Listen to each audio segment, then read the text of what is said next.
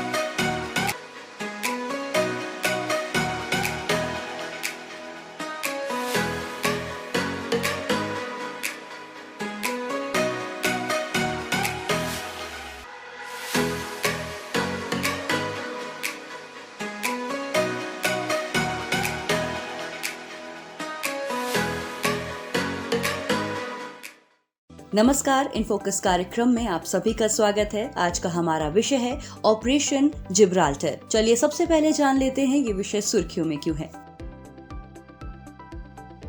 बीते 6 सितंबर को पाकिस्तान में डिफेंस ऑफ पाकिस्तान डे मनाया गया।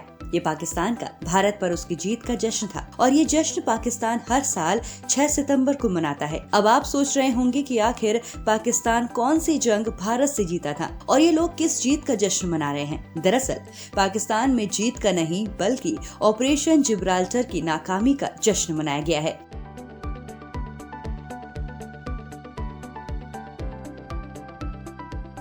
क्या है ऑपरेशन जिब्राल्टर?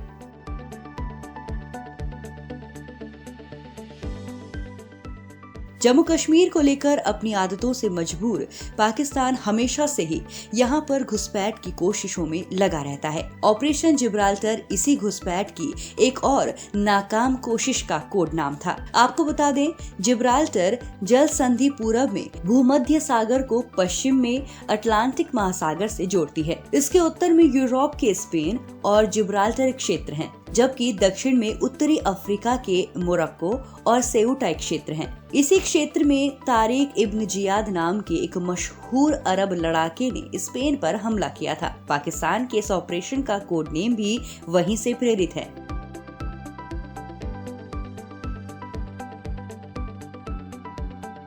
क्या है इस पूरे विषय की पृष्ठभूमि?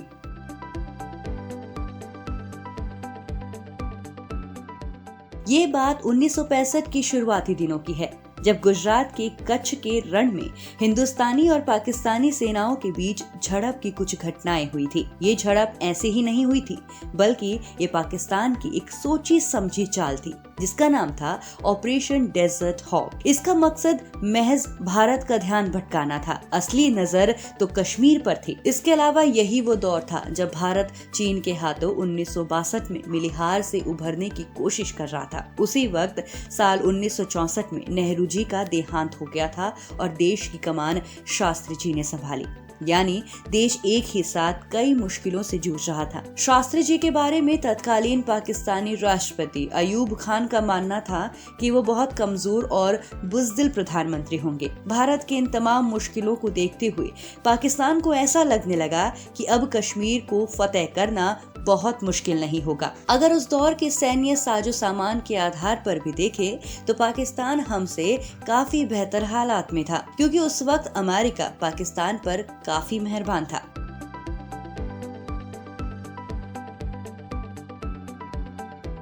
पाकिस्तान की क्या रणनीति थी?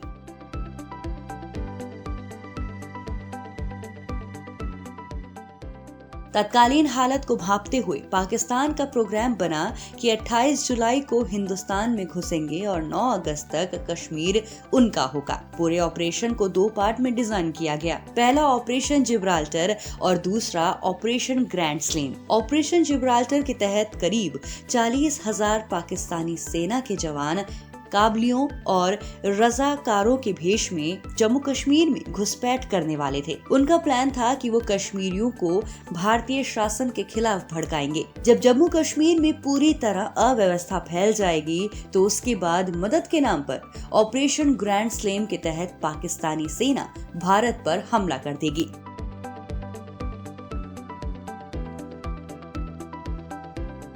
भारत की क्या प्रतिक्रिया थी?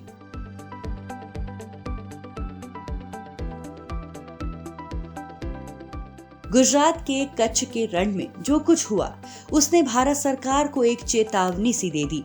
लिहाजा भारत भी अपनी तैयारियों में जुट गया। इसके अलावा जिन पाकिस्तानी सैनिकों ने हिंदुस्तान में घुसपैठ की थी, उनकी खुद की बेवकूफियों के चलते शुरुआत में ही उनकी रणनीति का भांडा फोड़ हो गया और घुसपैठियों को जल्द ही खोज लिया गया। अपने प्लान को नाकाम होता देख पाकिस्तान ने 1 सितंबर को ऑपरेशन का दूसरा चरण ऑपरेशन ग्रैंड स्लैम लॉन्च कर दिया।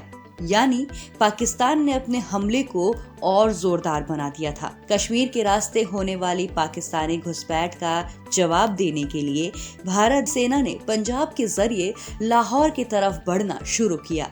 पाकिस्तान को इस बात का अंदाजा ही नहीं था कि भारत अंतर्राष्ट्रीय सीमा क्रॉस करेगा। अब हालात यूं बन गए कि कश्मीर तो पाकिस्तान का होने जा रहा था, लेकिन पूरा पाकिस्तान हिंदुस्तान का हो जाता। 22 सितंबर 1965 को संयुक्त राष्ट्र सुरक्षा परिषद के दखलंदाजी के बाद दोनों देशों के बीच संघर्ष विराम पर सहमति बनी। ऑपरेशन जिब्राल्टर ने 1965 में भारत पाकिस्तान युद्ध की शुरुआत की थी। इस लड़ाई के नतीजे को लेकर दोनों ही मुल्क अपने अपने जीत के दावे करते हैं, लेकिन तमाम तटस्थ अंतर्राष्ट्रीय विश्लेषक इसे भारत के ही पक्ष में बताते हैं।